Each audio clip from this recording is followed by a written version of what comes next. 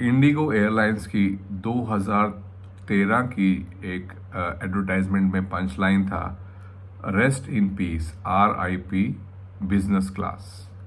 ये उस समय की बात है जब किंगफिशर एयरलाइंस, विजय माल्या की जो किंगफिशर एयरलाइंस थी वो एकदम से नोज डाइव करके बंद हो गई थी।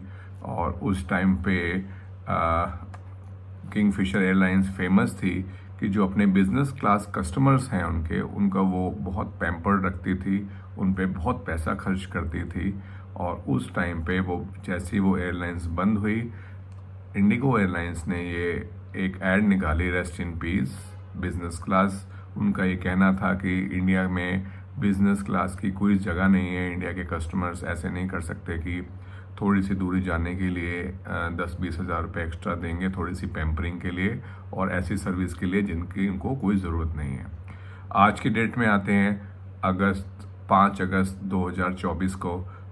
उस टाइम पे इंडिगो एयरलाइंस ने अपना इंडिगो स्ट्रेच करके एक प्रोग्राम निकाला है जिसमें वो बिजनेस क्लास से हल्का सा नीचे सर्विस देंगे, एक्स्ट्रा थोड़ी वाइड सीट्स देंगे, एक्स्ट्रा लेग स्पेस देंगे, कुछ खाने की सर्विस, कुछ पॉइंट्स की सर्विस एक्स्ट्रा देंगे। और इस क्लास के जो इंडिगो स्ट्रेच जिसको उनको नाम दिया है वो बिजनेस क्लास या सेमी बिजनेस क्लास कहें, उसके जो एयर फेयर्स होंगे वो 8 से 10 हज़ार रुपये या लगभग 18 हज़ार रुपये के वो होंगे। 8 से 10 हज़ार रुपये एक्स्ट्रा लेंगे वो कस्टमर से। इस 10-11 सालों में इस यू टर्न या इस अबाउट टर्न का जो रीजंस है वो हम आज एक बिजनेस मॉडल एस्पेक्ट से कवर करेंगे। हम सबको पता है कि इंडिगो एयरलाइंस इंडिया की नंबर 1 एयरलाइंस है पिछले मोर देन 1 डिकेड से, 10-12 सालों से एटलीस्ट। और क्या उनको टॉप पे बनाए रखती है, क्या सीख देती है उनकी हमें जो स्ट्रेटजीज़ हैं जो टाइम के साथ वो अडेप्ट करते रहते हैं। किसी भी बिजनेस में टॉप में बने रहने के लिए रिजिड नहीं हो सकता कोई, हमेशा अडेप्टेबिलिटी का कंपोनेंट होना चाहिए। क्या ये स्कीम सक्सेसफुल होगी, क्या ये स्कीम सक्सेसफुल नहीं होगी, वो तो सिर्फ टाइम ही बताएगा। But adaptability point of view से इंडिगो एयरलाइंस का जो हमेशा वो अडेप्ट करने के लिए तैयार रहते हैं उस बारे में हम डिस्कस करेंगे। और उससे हम सीखेंगे कि कैसे अपने बिजनेस को ग्रोथ ओरिएंटेड हमेशा बनाए रखें। हम सब आपस में अपने जो भी काम करते हैं उसमें हम लोग लीडरशिप पोजीशन पे कैसे रहें और उसको कैसे मेंटेन रखें। Welcome to my YouTube channel all about life with Vijay. ऐसे ही इंसाइटफुल वीडियोस के लिए चैनल को सब्सक्राइब ज़रूर करें। बहुत ही डिटेल्स में बहुत ही अच्छे अच्छे टॉपिक्स पे हम लोग वीडियोस बनाते हैं। 2013 में इंडिया में जो मेन बिजनेस क्लास ऑफर करती थी एयरलाइंस, उनमें जेट एयरवेज, किंगफिशर एयरलाइंस, ये 2 मेन एयरलाइंस, और थोड़ी बहुत स्पाइस जेट भी उस टाइम पे ऑफर करने की कोशिश करती थी। बट कस्टमर्स जो बिजनेस क्लास के रहते थे उस टाइम पे बहुत ही फिनिकी और बहुत ही जिसे कहते हैं एक्सपेक्टेशंस उन कस्टमर्स की हमेशा हाई रहती थी। ऐसे में जो सेटिस्फेक्शन रेट था बिजनेस क्लास कस्टमर्स का वो हमेशा लो रहता था।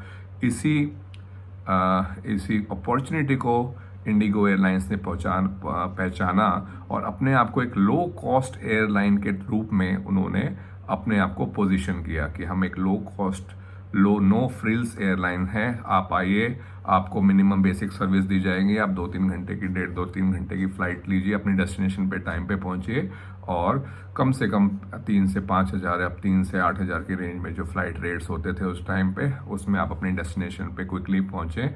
और इसी लो कॉस्ट टैग की वजह से जो अपना इंडिगो एयरलाइंस था उनकी ग्रोथ एक्सपोनेंशियल रही और सारे कॉम्पिटिटर्स को ऑलमोस्ट उन्होंने पीछे कर दिया, ऑलमोस्ट बंद करने की कगार पे कर दिया।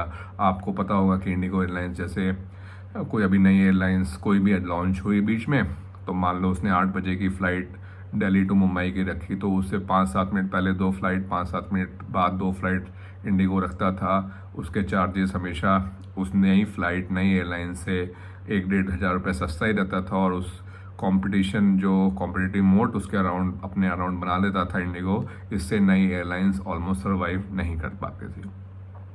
फिर अभी पिछले 1-2 सालों से जो एयर इंडिया का जो एक्विजिशन हुआ टाटा के द्वारा और एक अम्ब्रेला में वो विस्टारा एयरलाइंस, एयर इंडिया और एयर इंडिया एक्सप्रेस को लेके आया अपने, और उन्होंने खासकर विस्टारा एयरलाइंस के थ्रू अपनी बिजनेस क्लास को प्रमोट किया।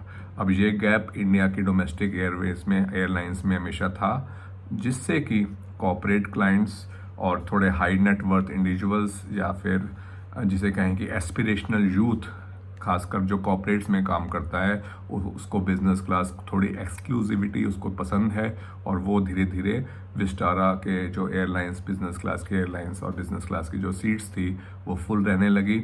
और इस बिजनेस अपॉर्चुनिटी को इंडिगो के जो मैनेजमेंट होगा, राहुल भाटिया जी और जो बाकी सारे जो सीईओज वगैरह हैं, उन्होंने सोचा ज़रूर होगा, और उस सोचने की वजह से उन्होंने देखा होगा कि अगर ये हम नहीं इस चीज़ में अडेप्ट कर पाएंगे, इंडिया एक बढ़ती हुई इकनॉमी है जिसमें यूथ बहुत एस्पिरेशनल है, कॉर्पोरेट की प्रेजेंस बहुत ही सिग्निफिकेंट प्रेजेंस है एयर ट्रेवल में, अगर इस अपॉर्चुनिटी को आज हमने खो दिया तो कोई ना कोई इस अपॉर्चुनिटी को ले लेगा।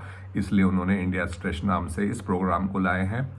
आई एम श्योर कि 2027 में जब इंडिगो एयरलाइंस ने अपने काफ़ी सारे नए फ्लीट्स ऑर्डर किए हैं, जिसमें ब्रॉड एयरप्लेन्स उनके पास आने वाले हैं, जिसमें बिजनेस क्लास सीट्स होती है, तब तक अपने कस्टमर्स का जो माइंड सेट है इंडिगो के लिए कि भाई इंडिगो हमेशा से एक लो कॉस्ट एयरलाइन है जिसमें बिजनेस क्लास का कोई कंसेप्ट नहीं है, इस कंसेप्ट को जो पब्लिक है, जो उनके कस्टमर्स हैं, उनके माइंड में इस परसेप्शन को चेंज करने के लिए इंडिगो एयरलाइंस ने इस स्टेप को शुरू किया है, ताकि 2027 में जब उनके पास नए प्लेन्स आएँ तब वो फुल फ्लेश बिजनेस क्लास में जा सके। तब तक थोड़ा मार्केट में सिनेरियो बने।